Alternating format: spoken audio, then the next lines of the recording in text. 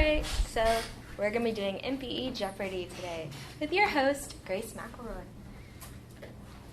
So before we start the game, I just wanted to give you the one thing that if this is all you remember, this is all you walk away from the presentation, that's great. So MIDI, the just original MIDI, was set up so that each channel could have its own separate voice, and therefore you could have a whole bunch of instruments playing at once. The main difference between MIDI and MPE, which is basically MIDI 2.0, is that instead of just being able to do unique voices on each channel, you can also set it up so you can have a single note on each channel. Therefore, you can control all the different parameters about it, such as a pitch slide or a vibrato or just anything like that to give it more of a live sound. So, the rules of the game. Some of you have cards, and on the top of your card is the name of what category we're going to do, and I want you to shout out the answer, okay? After I ask the question. So we're going to do MPE History 100. So what does MPE stand for? Everybody check your cards to see if you have that card.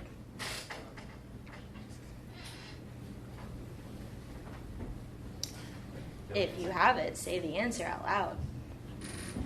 I just know the MIDI part. I don't know about the The answer is on the back of the card. Mr. MIDI.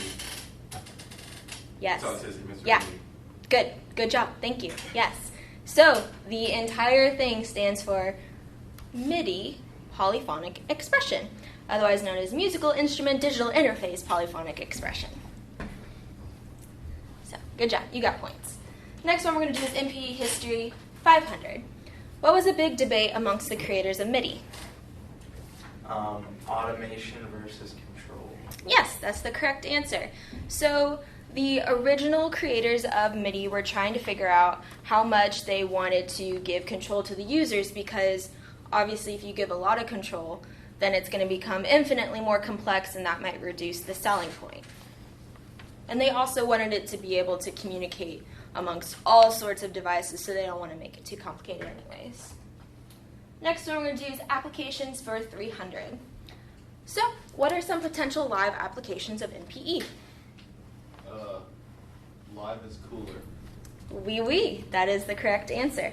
So, the really cool thing about this is when you set up MPE on different devices, you can be playing an electronic instrument via the device, but you can play it in an analog way, being able to control perhaps the vibrato of a string, so a real violinist could just step up and be able to play a device like that. Next we're going to do strengths for 300. Oh, looks like you guys got a freebie. It's just a quote. You can go ahead and read it.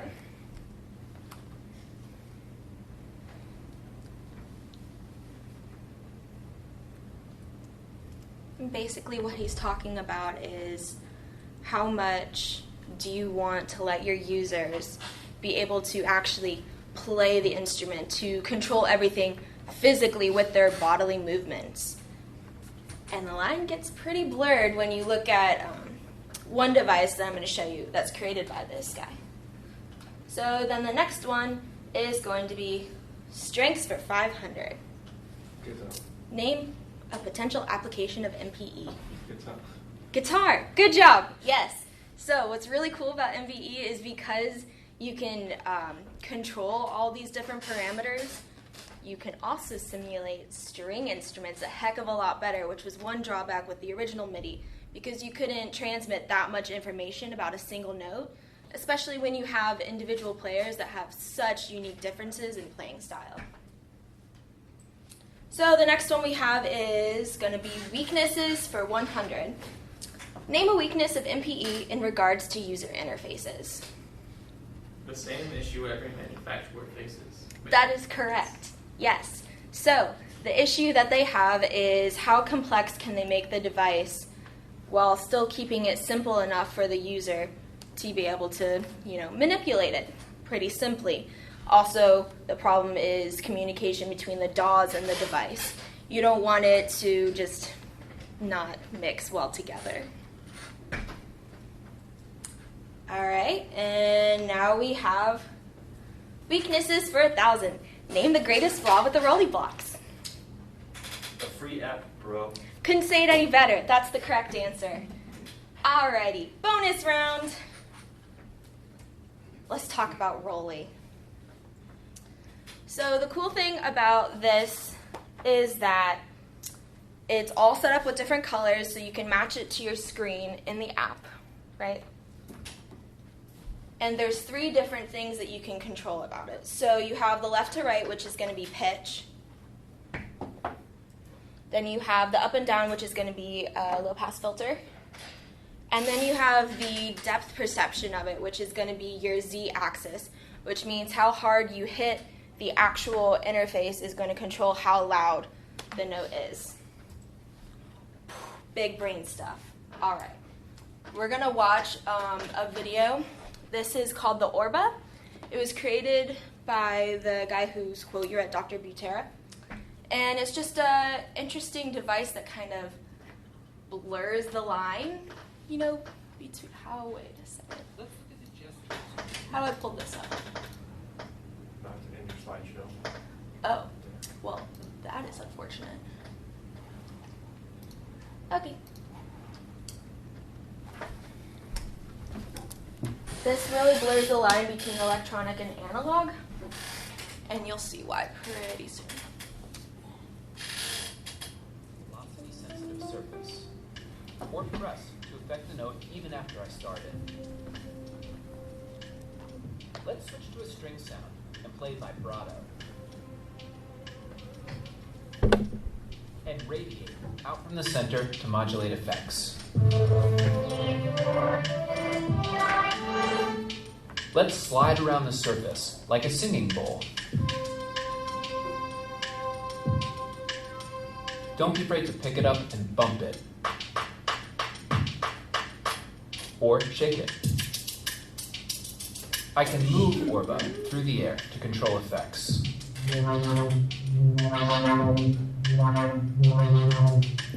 And tilt is as simple as it sounds.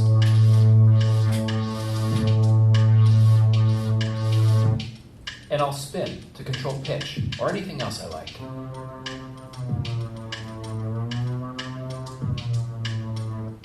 Now let's look at Orba. So that was the Orba.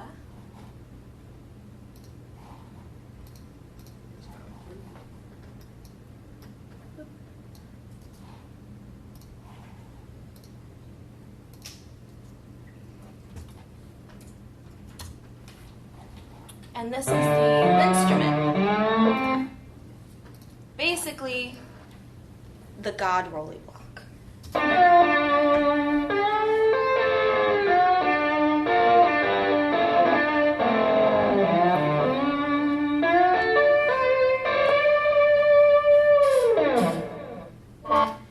So those 2 instruments are a lot more complex and definitely, you know, blur the line between what is going to be your physical instrument and what is your analog, especially as you're able to control all of these things a lot easier.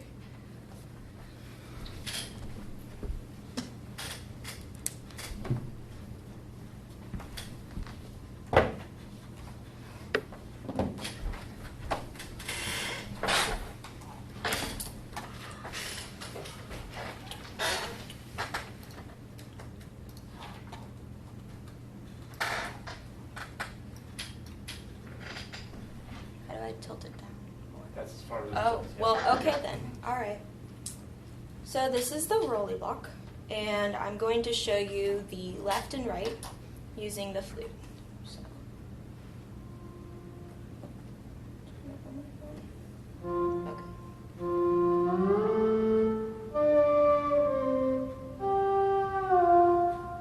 So you can do that, controlling the pitch, and then we're going to do the up and down filters with the lead synth.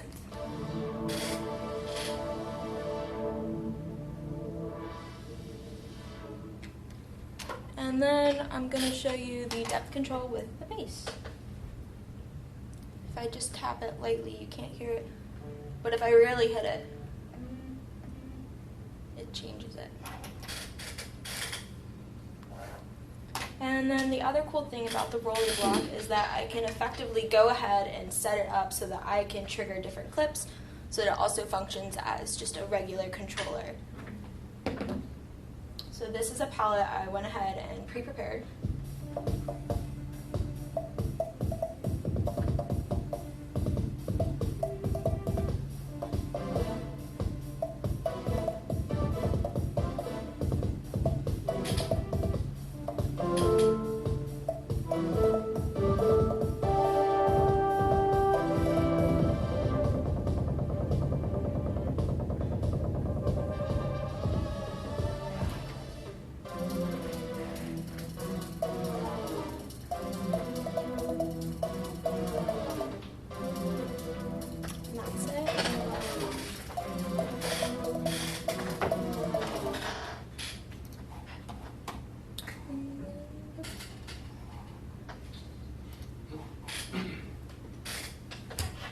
So here's how I could see myself implementing this for a research project.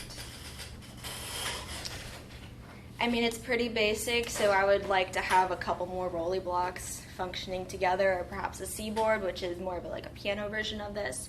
However, I would have no problem at all creating my own samples and perhaps creating a biophonic concert, because that is something that I feel is a limitation. You can't really create your own samples, but perhaps if I hook this up with Ableton, it's something I could do. Really get the fullness out of it. All right, so honest review. It's pretty lightweight, could fit in your pocket if it wasn't in the box. The battery's pretty decent, I would say. I haven't actually run it down to dead yet, but I hear it's about 4 hours. So, yeah. Then it's got these really cool DNA connectors on it so that you can just connect it to any other device created by Roli, which is really nice because then you can work it all together. And this overcomes the simplicity of it, because once you have a whole bunch of them together, it becomes infinitely more complex. The noise app, it's a no-go. It's the free app for it. I don't like it. You can't even quantize things. I don't like it. And I watched a previous presentation on this, and the students said that they had problems with the light up feature when they put this into another program. I also experienced that with GarageBand. I couldn't use this with the live loops set up in there. It also didn't light up.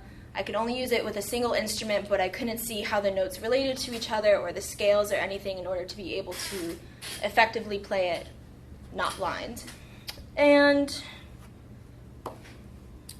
also, another potential drawback could be the fact that because MPE is pretty new, not all manufacturers have accepted it yet or created a standard for it in their programs. Apple has already jumped on board with this, which is pretty nice, before it even became like an official thing. And yeah, it's just simple, but hook them all up together. It's pretty great. So any questions?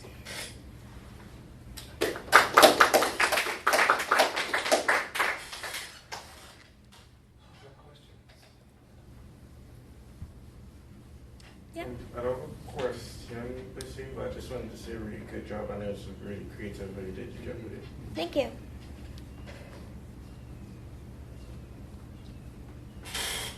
Yeah. I feel like the quote was like, I think you like took the quote the wrong way. Like the guy who said, like, how close do we want to get to like emulating analog like instruments? But like I feel like he took it like, or he meant it like, why would we want to do that when you can do all this other stuff? Like, why are we putting our time towards like modeling something that we already have? Okay. Yeah. But it was really good. Yeah, it was fun. So could you clarify for everybody one more time the differences between The one thing I want you to walk away with Yes. today is the fact that MIDI, for all of its 16 channels, is going to be one unique voice. And if you send out a message, like a pitch bend, it's going to apply to all the channels. It's a channel-wide message. Yes. If you have MPE running on your device, then each note is going to be put on its own separate channel. So therefore, you can affect and control the parameters of the single channel, which is also the single note. Yes. So MPE is MIDI 2.0. Yes, it is. It was something that they were thinking about way back in 1980. Well, not way back. In 1983. But they just never got around to it. I'm not exactly sure why it took so long for this to come out because, like I said, one of the drawbacks was, like, especially with string instruments where you have a lot of fluidity and flexibility with the instrument, you couldn't replicate that with MIDI. Does this mean that we're limited to, since there's 16 channels in MIDI, does that mean that we're limited to 16 voices now? So what I've come across is if you hooked up, with the through channels with other MIDI devices, you could expand the voices just as before. However, if you're using a single device and you have more than 16 voices, it is going to put the leftover voices on the same channel as something, therefore you don't have the same minute control over that.